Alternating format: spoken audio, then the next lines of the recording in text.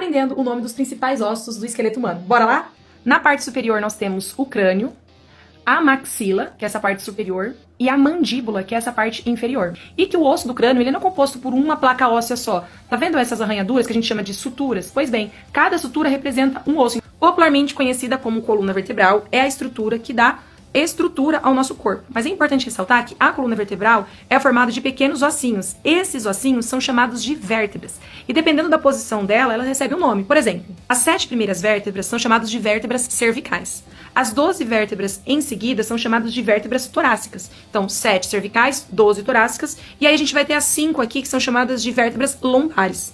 E no final da coluna a gente tem uma estrutura bem interessante, que é chamada de sacro. A gente parece que é uma estrutura só, mas na verdade, gente, são 5 vértebras que se fundiram em uma só, chamada de sacro, tá? Mas são 5, não são uma só, não. E aqui no finalzinho a gente tem o cóccix, que funciona a mesma coisa, mas na verdade não são 5 e sim 4 vértebras que se fundiram e formaram uma estrutura só pequenininha assim, chamada de cóccix.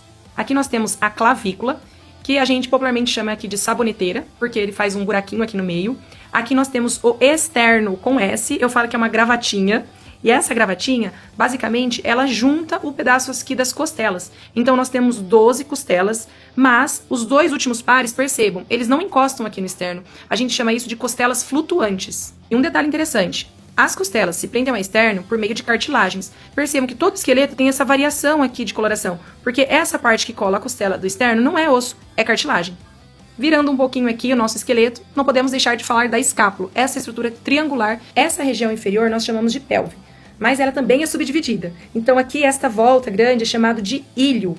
Esta voltinha aqui é chamado de pubis e aqui é chamado de isquio. Tá? Na região do braço nós temos aqui o antebraço chamado de húmero e nessa estrutura aqui nós temos 2 ossos, o rádio e a una. Como que você sabe diferenciar um do outro? O rádio sempre tem uma antena, né? Então essa antena vai ser o que? O nosso dedão. Então aqui vai ser sempre o rádio, que está ao lado do dedão, e aqui vai ser a una.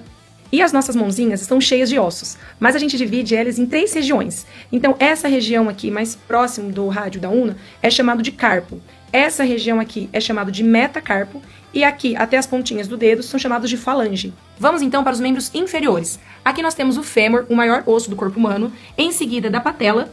E logo abaixo nós temos a tíbia e a fíbula.